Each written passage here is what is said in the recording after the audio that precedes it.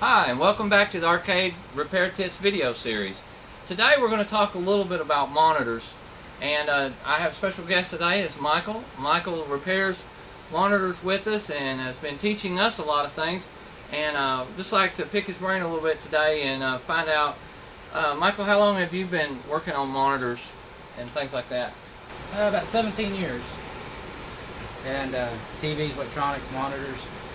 Right. What's the difference between, say, a TV and an arcade monitor? Not a whole lot. You got the basic circuits there. A TV has a tuner and so forth, but arcade monitor is pretty much the same. Oh, good. So if I learn, say, how to repair an arcade monitor, then I could probably work on my TV or even something like that. What about even a newer TV? Even newer TV, the circuitry is pretty much the same. Okay. So what all is involved? We got a chassis here that we pulled out of a Miss Pac-Man, and what can you tell me about it? What are for some of the guys watching online here? What are some of these parts, and what may be some areas should they avoid, or some common trouble areas? Well, depending on the problem that you have, Let's just say that my monitor is totally dead, won't come on at all. Where would you start?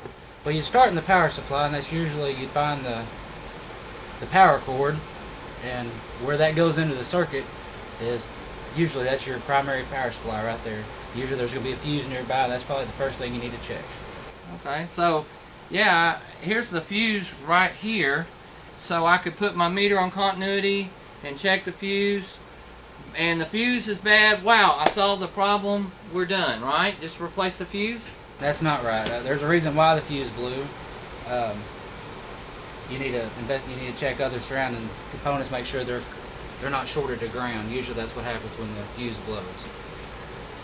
What is this area? I know that we deal a lot with this, and we've talked about being careful around this guy. What's this thing? That's your high voltage lead from your high voltage transformer, better known as a flyback. This puts out, depending on the size of the chassis, anywhere from 20 to 35,000 volts. All right, so I've heard a lot of people, and I've had to replace a lot of flybacks. How would you know if a flyback was bad? Well, there's a transistor that powers the flyback, better known as a hot, people call it. If that is shorted, a flyback is a good cause for that to short. And you can check that also with just a standard meter. I've heard a flyback make a hissing noise. Is that normal? It can. If the casing's cracked, the high voltage will actually leak out and go to ground.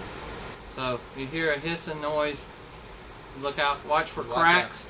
I've seen them be cracked all the way down the side and stuff, so good time to replace your flyback. Good time. They're cheap. And you don't want to mess around with that. Okay, what about, I hear all the time people say, well, just put a cap kit, cap kit. How do you know if it needs a cap kit or not? A lot of times you'll have washed out colors, you'll have vertical drop, you'll have lines across the top of the screen. Maybe it will start, turn on, sometimes it won't.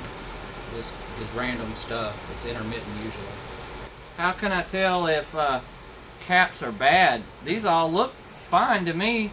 Sometimes the electrolytic capacitors they'll swell and bulge. The top of them will actually bulge out, or you'll see fluid around the bottom of them, and that's a good indication that they're bad. Yeah, I know what we buy these cap kits from, like Bob Roberts or somebody, for arcade monitors.